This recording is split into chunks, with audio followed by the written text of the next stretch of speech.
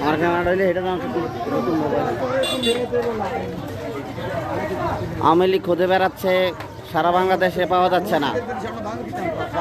ছাত্র সমাজ, যুব সমাজ, সাধারণ জনগণ আজকে তাদের তাজা রক্তের বিনিময়ে আজকে বাংলাদেশ 5ই আগস্ট 2024 সালে স্বাধীন হয়েছে পুরোপুরিভাবে।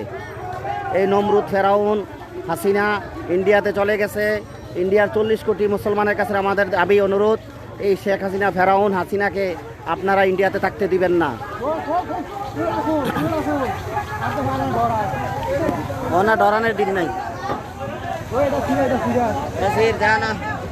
যেন তার ছবি আওয়ামী লীগের নাম নিশানা বাংলাদেশে থাকতে পারবে না। এটা বাংলাদেশের মুসলমান সাধারণ জনগণের দাবি। এই নমরুদ ফেরাউন ল্যাংরা মশা দিয়ে মারছে, আর ফেরাউন হাসিনাকে মাত্র ছাত্র সমাজের এই কয়েকজনের রক্তের বিনিময়ে স্বাধীন হয়েছে।